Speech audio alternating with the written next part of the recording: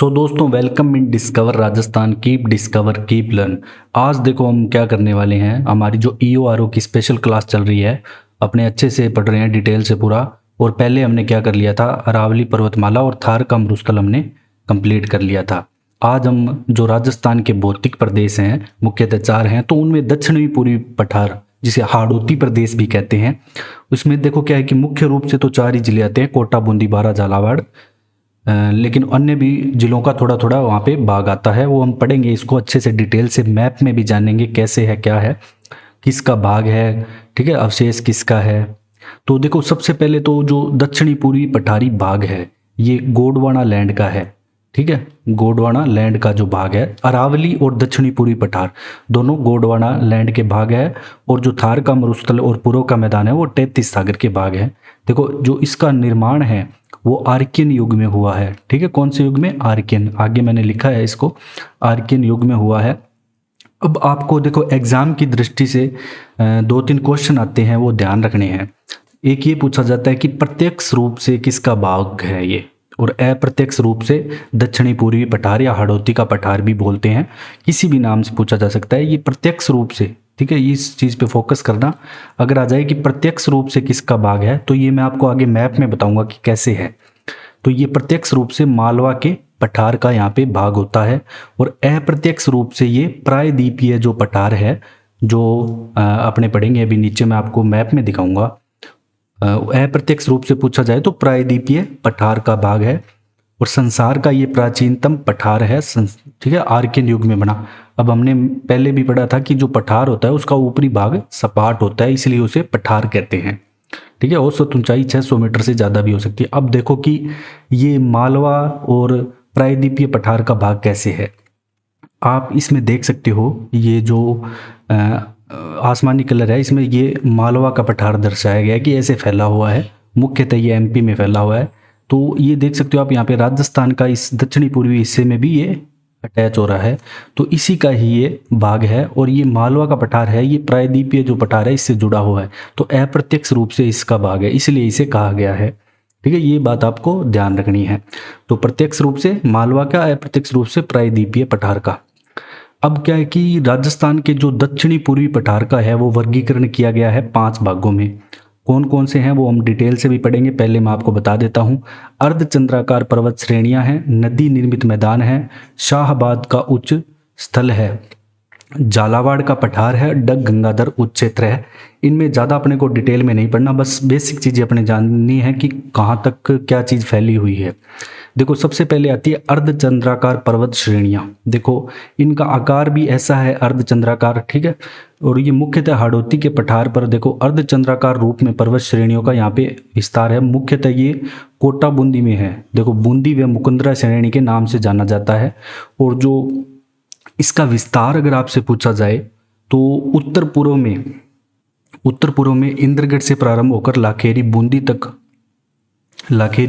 बूंदी तक होता हुआ प्रदेश के दक्षिण पश्चिम के मध्य भाग तक चला जाता है। इसके बाद क्या है कि एकाएक ये दक्षिण पूर्व की ओर मुड़ जाती है, मतलब अर्धचंद्राकार आकार ले लेती है। ये आपको याद नहीं रखना। अब आपको देखो जो मुकुंदरा की पहाड़ी है उसकी सबसे जो ऊंची चोटी है ना, चंदवाड़ी या चांदवाड़ी भी कहते हैं, जिसकी ऊंचाई 517 मीटर है। तो ये आपको याद रखनी है मुकुंदरा की पहाड़ी की। देखो मुकुंदरा की पहाड़ी का सबसे ज़्यादा विस्तार तो वैसे कोटा में है, और कोटा और बूंदी में भी है। तो ये दक्षिणी पूर्वी पठार की भी हाईएस्ट पीक है। तो ये बात भी आपको ध्यान होनी चाहिए कि दक्षिणी पूर्वी पठार की हाईएस्ट पीक कौन सी है? चांदवाड़ी। अब ये आपको मुकुंदरा की पहाड़ियाँ देख सकते हो, कितना सुंदर दृश्य है यहाँ पे, ठीक है। यहाँ पे जो दर्रा अभयारण्य भी बना हुआ है 4 जिलों को मिला के।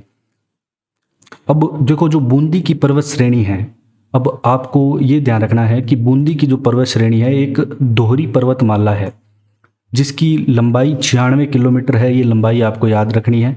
इसका विस्तार उत्तर पूर्व से दक्षिण पश्चिम तक है, जो बूंदी की पहाड़ियों की हम बात करें तो। और इसकी सबसे ऊंची चोटी है, ये अर्धचंद्राकार पहाड़ियाँ मुख्यतः बूंदी वाली है, संतूर है, जिसकी ऊंचाई है 353 मीटर। ये सेकंड हाईएस्ट पीक है दक्षिणी पूर्वी पठार की, पहली चंदवाड़ी, दूसरी संतूर। अब हम पढ़ेंगे नदी निर्मित मैदान, दूसरा पार्ट। अब क्या होता है कि बूंदी और मुकुंदरा की पर्वत श्रेणियों से आवृत लगभग 7,885 वर्ग किलोमीटर का क्षेत्र देखो जो चंबल नदी है वो बनाती है नदी निर्मित मैदान, ठीक है। वहाँ पे मृदा जो पाई जाएगी वो नवीन जलोढ़ पाई जाएगी। ठीक है, नवीन जलोढ़ मृदा के जमाव से यह कृषि क्षेत्र में बदल गया था। ठीक है, इसके बारे में भी अपने अभी डिटेल से करेंगे। यहाँ पे बीहड़ विकसित हुए। जब हम पूर्व का मैदान पढ़ते हैं तो हम इसको और अच्छे से करते हैं, ये गुजरता वहीं से है इसलिए यहाँ पे दर्शाया गया है। अब बात आती है शाहबाद का उच्च क्षेत्र। अब आपसे पूछा जाएगा कि शाहबाद का उच्च क्षेत्र, वैसे शाहबाद 12 में पड़ता है। देखो, हाड़ौती का पठार का पूर्व का जो एरिया अपेक्षाकृत उच्च क्षेत्र है तो उसे कहते हैं शाहबाद का उच्च क्षेत्र। तो हाड़ौती के पठार के पूर्व में, ठीक है, पूर्व में शाहबाद का उच्च क्षेत्र है। तो ये पूछा जा सकता है हाड़ौती के पठार के पूर्व में है, पश्चिम में है, उत्तर में है, दक्षिण में है।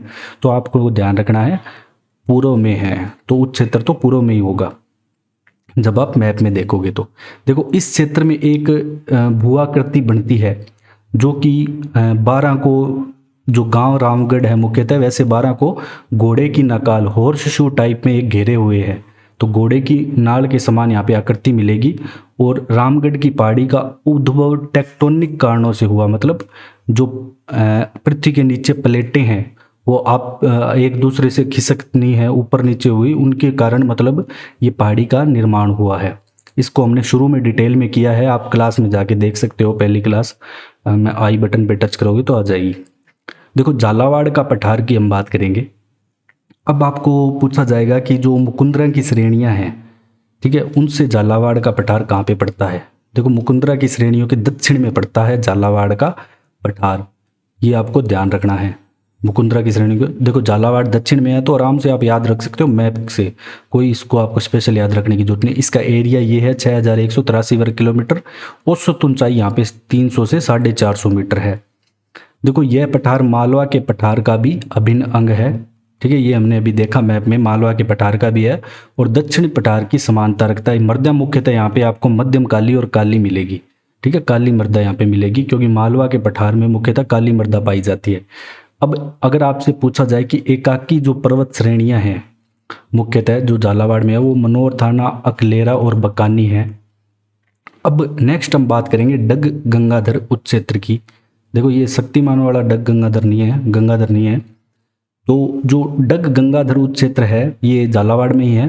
और जो हाड़ौती का पठार है, देखो हाड़ौती के पठार के कौन से दक्षिण पश्चिम के अंदर है, इसलिए मैंने इसको यहाँ पे लिखा है ताकि आप मैप में आराम से याद कर सको। तो हाड़ौती के पठार के दक्षिण पश्चिम एरिया में, दक्षिण पश्चिम में पड़ेगा ये हाड़ौती के पठार के डग गंगाधर प्रदेश। तो ये बात आपको यहाँ पे ध्यान रखनी है, इंपॉर्टेंट है। इसका क्षेत्र पड़ता है 1429 वर्ग किलोमीटर, ऊंचाई औसत 450 मीटर। इसकी जो पश्चिमी सीमा है वो चंबल नदी यहाँ पे बनाती है। जो डग गंगाधर प्रदेश है इसकी पश्चिमी सीमा कौन बनाती है? चंबल नदी। अब क्या है कि इसको भौतिक दृष्टि से और बांटा गया है दो भागों में। जो दक्षिणी पूर्वी पठार है, एक तो इसको बांटा गया है विंध्यन कगार भूमि, एक दक्कन का पठार, जो दक्कन पठार या प्रायद्वीपीय पठार हम पढ़ते हैं।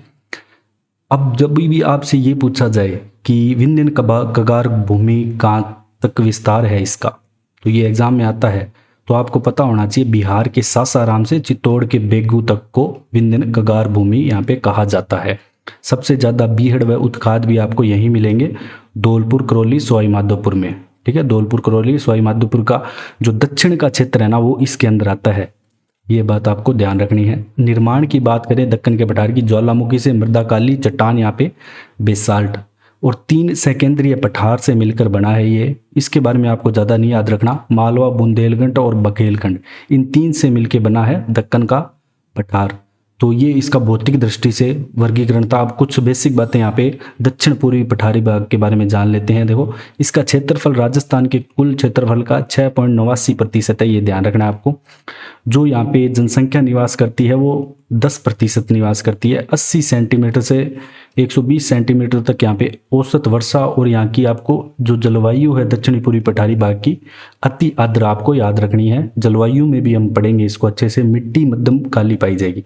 देखो, यहाँ पे जब हम मुख्य जिले की बात करते हैं तो देखो मुख्यतः तो आपको जिले मिलेंगे यहाँ पे 4, कोटा, बूंदी, बारां, झालावाड़। इसके अलावा रावत बाटा, चित्तौड़गढ़ का रावत बाटा क्षेत्र, सवाई माधोपुर, धौलपुर, करौली का दक्षिण क्षेत्र। अभी कैसे है मैं मैप में दिखा देता हूँ मैं आपको, ये देख सकते हो आप। तो ये हाड़ौती रीजन है, ये देखो यहाँ पे धौलपुर का भी आ रहा है, सवाई माधोपुर का भी आ रहा है। तो ये सारा आपका जो रीजन है ये हाड़ौती रीजन है, ठीक है।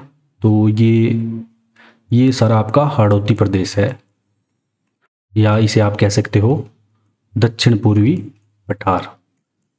अब नेक्स्ट क्लास में दोस्तों हम क्या करेंगे, पूर्व का मैदान पढ़ेंगे अच्छे से, जो भी वहाँ पे स्ट्रक्चर बन रही है वो जानेंगे, मैप में जानेंगे, जो भी बेसिन है वो जानेंगे, ठीक है। अगर आपको हमारा कंटेंट पसंद आया तो आप शेयर एंड सब्सक्राइब जरूर करें। Thanks for joining discover Rajasthan.